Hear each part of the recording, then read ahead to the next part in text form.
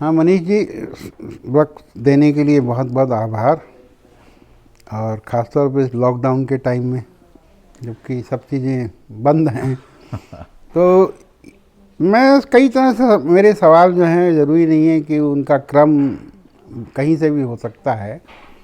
एक पहली बात मैं ये जानना चाहूँगा कि 70 के दशक से लेकर यानी करीब 50 सालों से जो मध्य प्रदेश की कला है, मुख्यतः जो समकालीन कला है, उसमें एब्स्ट्रैक्शन का बहुत ज़ोर है। मतलब शायद ही मतलब किसी प्रदेश में, जैसे उड़ीसा के आर्टिस्ट अगर उसी समय के देखे जाएं, या बिहार में तो बहुत कम मिलेगा आपको एब्स्ट्रैक्शन।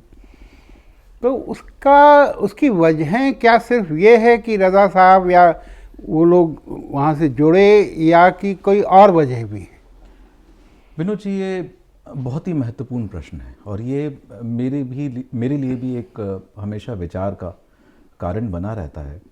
कई तरीके से मैंने इस बात को समझने की कोशिश की। मुझे लगता है कि अगर हम भोपाल की क्षेत्रीयता को देखें,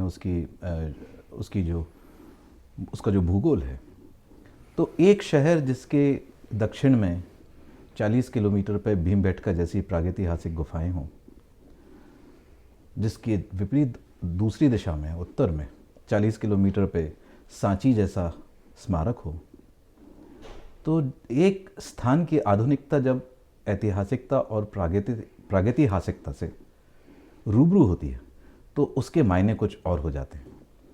भोपाल को अपने आप में भी देखें हम, तो वो एक ऐसा शहर है जो पुराना भोपाल, यानी कहा जाता है कि मुस्लिम डोमिनेटेड भोपाल, नया भोपाल कहा जाता है कि हिंदू डोमिनेटेड भोपाल।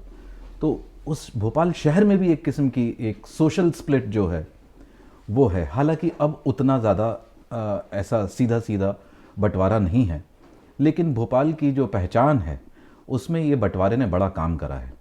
तो एक तरफ सांस्कृतिक बंटवारा, दूसरी तरफ ऐतिहासिक बंटवारा, इन सब के बीच में भोपाल के बिल्कुल एक ऐसे फलक्रम पॉइंट पे जो नए और पुराने भोपाल को जोड़ता है, उस स्थान पे भारत भवन का बनना, ये सब चीज़ें एक बड़ा अजीब सा कौतूहल पैदा करती हैं मेरे मन में।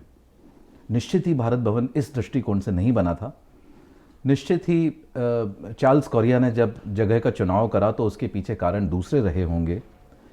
पीछे तालाब है और एक हिल पॉइंट है, उसके दूसरे कारण रहे होंगे। ये सोच के तो बिल्कुल भी नहीं बना होगा कि भारत भवन एक ऐसे केंद्र पे बनेगा जहाँ से भीमबेटका और सांची की बराबरी दूरी होगी। पर यह संयोग ज़रूर है। भोपाल से कुछ 40 किलोमीटर दूर पश्चिम की दिशा में कर्क रेखा निकलती है। तो ये कुछ ऐसे अजीब से संयोग हैं और ये मुझे सोचने पे बाध्य करते हैं कि ऐसा क्या है। मध्य प्रदेश अन्यथा खजुराहो है, जहाँ के शिल्प अपने कारणों से प्रसिद्ध हैं। उदयगिरी की गुफाएं हैं, बाग है, भोजपुर है, इतनी सारी चीज़ें हैं।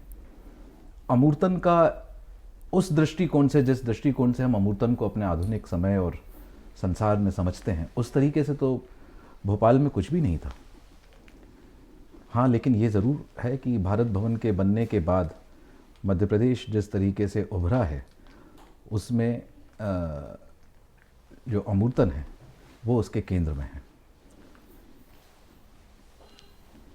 एक युवा चित्रकार की हैसियत से जब मैं अपने शुरुआती दौर में भारत भवन के गलियारों में घूमता था,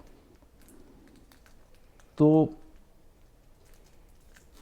जो 80 के दशक का भारतीय समकालीन कला के जो श्रेष्ठ उदाहरण हैं, वे सब आपको एक ज़मीन पर एक छत के नीचे देखने को मिल जाते थे। लेकिन अब जब मैं भारत भवन जाता हूँ और उसी कलेक्शन को दोबारा देखता हूँ, तो ज़ाहिर है समय के साथ दृष्टिकोण बदलता है। और भारत भवन ऐसे चित्रों का भवन बना जिनको हम अच्छा चित्र कह सकते हैं। उसमें मूर्त और अमूर्त, या शहरी और ग्रामीण, या शहरी और आदिवासी कला, इसके भेद, इन भेदों पे नहीं था। तो ये दृष्टिकोण तो बाद में बना है, सामाजिक दृष्टिकोण और एक पब्लिक परसेप्शन, ये बाद में बना कि मध्य प्रदेश से अमूर्तन के कलाकार ज़्यादा निकले? ज़्यादा क्या, अगर परसेंटेज देखा जाए तो मेरे ख्याल है 90% हैं, अगर समकालीन कलाकारों का देखा जाए। क्योंकि प्रमोद गणपति एक अकेला कलाकार एक ज़माने में होता था जो कि मध्य प्रदेश का था, लेकिन वो फिगरेटिव काम करता था। उनके पहले भी कई ऐसे हुए हैं, मतलब देवलालीकर से लेके बेंद्रे नहीं, तक की अगर हम बात करें मैं तो 70s नहीं, के, मैं ये बात को इसलिए बीच में लाना चाह रहा हूँ कि फाउंडेशन में फिगर है, लेकिन कहीं ना कहीं बाद में उसका यौवन जो है वो अमूर्तन की तरफ खिंचा चला जाता है। और ये सच में एक बहुत ही इंटरेस्टिंग इंक्वायरी है ये। मैं इसका जवाब इसलिए सीधा सीधा नहीं दे सकता क्योंकि एब्स्ट्रैक्शन है। सीधा जवाब कैसे हो सकता है और एक जवाब कैसे हो सकता है, लेकिन फिर भी मैं मानता हूं कि एक शहर और एक संस्थान जो हिस्टोरिक और प्री हिस्टोरिक वेन्यूज़ और इम्पॉर्टेंट साइट्स के बीच में एस्टेब्लिश हुआ है, तो उसके सामने रास्ता सिर्फ आधुनिकता का बनता है, लेकिन एक ऐसी आधुनिकता जिसका संबंध और जिसकी जड़ें अपनी संस्कृति, इतिहास और प्रागैतिहासिकता से जुड़ी है। नहीं, जैसे सचिदा नागदेव जब 70s में, अर्ली 70s में रज़ा साहब को इन्होंने इंट्रोड्यूस कराया कला परिषद वगैरह में, मध्य प्रदेश कला परिषद में, तो उस पीरियड से लेके मतलब आज के पीरियड तक हम देखते हैं कि खुद सचिदा नागदेव भी एक अच्छे एब्स्ट्रैक्ट आर्टिस्ट ही थे।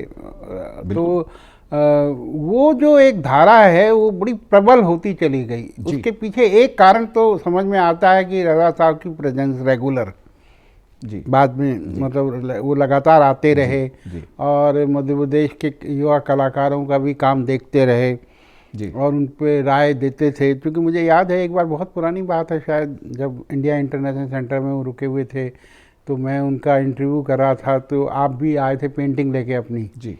जब गीती सेन भी थी जी जी। तो उस वक्त वो पेंटिंग देख करके वो राय दे रहे थे कि ये रंगों का इसमें क्या है, किस तरह से है। तो कहीं ना कहीं वो एक प्रेजेंस भी कारण हो सकता बिल्कुल है। मैं आपसे यही कहने की कोशिश कर रहा हूँ कि एक कारण नहीं है, अनेक कारण रहे हैं। देखिए, रज़ा और स्वामीनाथन, ये दो लोगों का मध्य प्रदेश में होना बहुत बड़ा कमाल कर गया। और स्वामीनाथन मध्य प्रदेश के नहीं थे, लेकिन स्वामीनाथन के जीवन से अगर मध्य प्रदेश को हटा दिया जाए तो स्वामीनाथन पूरे नहीं दिख सकते।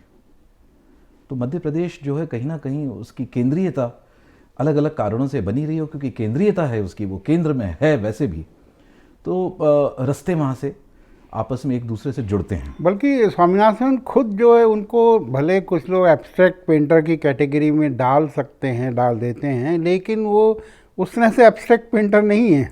मैं वही कह रहा हूँ आपको कि एब्स्ट्रैक्शन को लेके जिस तरीके से एक फॉर्मेट या एक फार्मूला बेस्ड बात होती है, एक समझ भी तो होती है अमूर्तन की। स्वामीनाथन और रज़ा दोनों ने उस समझ की ज़्यादा बात की है, और दोनों ने अपने अपने तरीके से युवा पीढ़ी के साथ जो संवाद रचा है वो बहुत ही यूनिक है। देखिए, ये भारत भवन था, ये कोई आर्ट कॉलेज नहीं था। एक आर्ट कॉलेज की पढ़ाई और एक आर्ट इंस्टीट्यूशन में हुई दीक्षा, इनके सीधे सीधे अंतरों को इस बातचीत से समझा जा सकता है। जहाँ पे डिग्री की कोई गारंटी नहीं है, जहाँ पे शिक्षा की कोई गारंटी नहीं है, लेकिन अगर आप वहाँ से दीक्षा लेते हैं, यानी आप वहाँ पे अगर दीक्षित होते हैं, वहाँ के माहौल में आप अगर प्रशिक्षित होते हैं, तो उससे बहुत बड़ा अंतर पैदा होता है। और अब वो दोनों लोग, दोनों मूर्धन्य अब हमारे बीच में नहीं है, ना रज़ा है ना स्वामीनाथन है, लेकिन जिस तरीके से वहाँ के लोक में, वहाँ के युवा चित्रकारों में, और सिर्फ चित्रकारों में ही नहीं, वहाँ के समाज के और दूसरे लोगों में भी उनको लेके आप देखिए, आप किसी थिएटर वाले से बात करिए, आप किसी दूसरे लोगों से बात करिए, वहाँ पे साहित्यकारों से बात कीजिए, चित्रों के प्रति उनकी जो आसक्ति है, उनकी जो समझ है, वो हमारे आर्ट क्रिटिक्स और अन्य दूसरे जगहों पर रहने वाले जो दूसरे लोग हैं उनसे बिल्कुल अलग है, थोड़ी गहरी बात होती है। इसका एक कारण और भी लगता है विनोद जी कि भारत भवन के कारण जब कलाएं आपस में एक दूसरे के संसर्ग में आईं, वहाँ पे थिएटर भी हो रहा है, वहाँ पे साहित्य भी हो रहा है, वहाँ पे आदिवासी कला भी हो रही है, वहाँ पे समकालीन चित्रकला भी हो रही है, वहाँ पे रंगमंच भी है, सब कुछ है वहाँ पे। तो उससे जो एक जो पूरा माहौल जो बना, एक जो संवेद अवदान जो बना उससे, तो कहीं ना कहीं ये अभी वाली पीढ़ी, मेरे समकालीन और मेरे बाद के लोग जो हैं, वो कहीं ना कहीं उनके मानस पर उसका गहरा प्रभाव है।